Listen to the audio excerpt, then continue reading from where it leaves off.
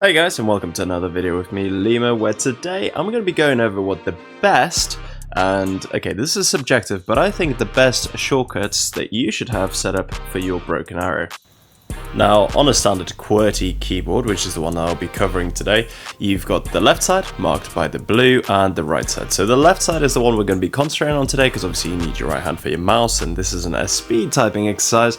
But unfortunately the default settings don't really consider this as much, and things like U with unload being very far out the way and hard to reach don't make it easier. So what I'm going to do is go over it row by row, so obviously the top part with the numbers and the F's first, Q row, A row, and finally the Z row, and show you how I've got the command set up to hopefully make you a better player. So it goes without saying that first and foremost you should learn all your shortcuts and remember them off by heart. We'll start with the top row. So F1 is this, I think I've kept it as the default, 2 is this, F3 is this, and F4 is this. Now these markers, you should use them appropriately. It's not hard to learn that F4 is supply, 3 is help, 2 is target, and this is just an alert. These will allow you and your teammates to coordinate much better, and it's especially helpful that if you shift click, you can spam a lot of them at the same time, drawing attention to a really important area. Now, in terms of 1, 2, 3, 4, these are the numbers here, and all they are control groups. So you press control, then the number, and essentially that allows you to easily flick between your units. I like to keep 1 as AA because that's the ones that you need to quickly have to switch on your radar. So on to the actual heart of the video and where we're going to talk about what shortcuts I have set for what. So the top line we're going to go through, obviously WASD is the controls, but Q, I have that set as stop. So as you can see, I'll just make a hard stop. It's also useful for firing or for queued commands that you might have. It just stops the vehicle entirely. So the next one, E.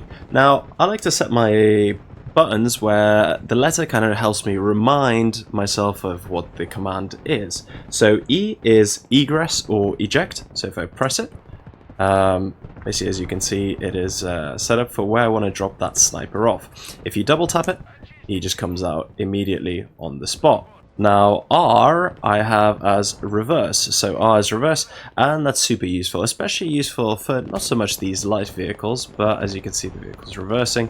To focus in like this, all you do is put your mouse over them, the unit you want, and zoom in, and it'll keep the camera locked on him until you deselect him.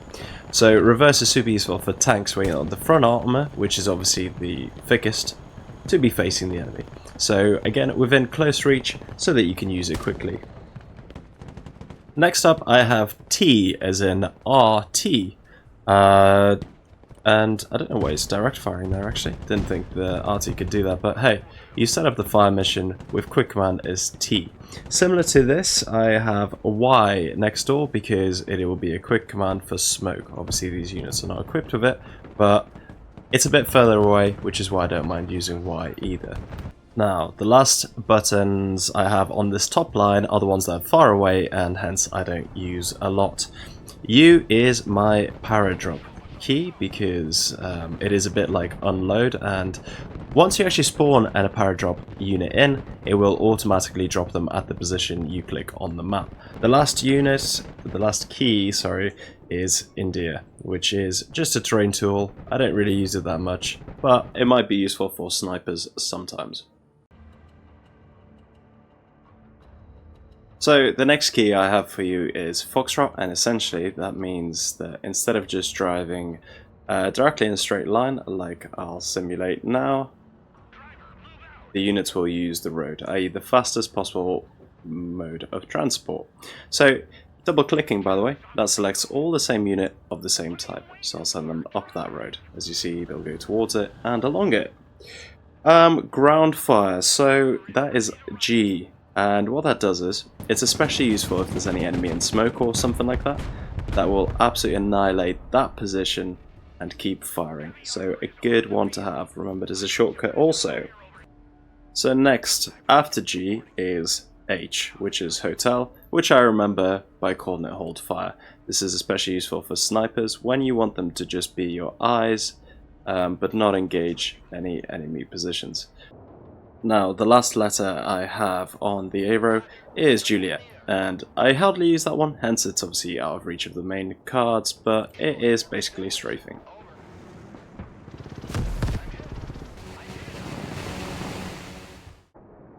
We're moving down to the Z row, and starting off with Z, I use it to say Blitz or Zeppelin, and that is a bombing run, so we're going to do a nice one over here.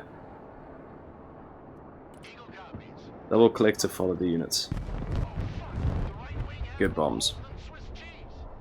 And following on, X is Expedite. So the afterburner, obviously didn't save the pilot there, but you should always have it on when maneuvering or engaging at their air targets. So on to the next one. I've got it nicely grouped where altitude is V. I'm not really sure why that makes sense, but you can see that I've got the bottom row basically set to aircraft, which helps you control because they're all nicely grouped together. C is countermeasures or smoke, so I'll show you smoke on these units here. Again, you must have this as a shortcut that you know off by heart because it'll save your units all the time. And B, the next one, is just back to base. And that is all I have for you fine people today. I'll show you quickly on here the breakdown of the shortcuts that I've got saved. Obviously this is only appropriate for... I forgot L, sorry. L is laser designation, obviously. It only works for QWERTY keyboard. If you have a different one, you can obviously... These aren't important, so I haven't included them. You can obviously use those. The same position of the keys to find your shortcuts, but as I said, this is subjective and whatever works for you best is the right way to do it. But this is how I do it, and feel free to copy me. Thank you so much for watching. Bye bye.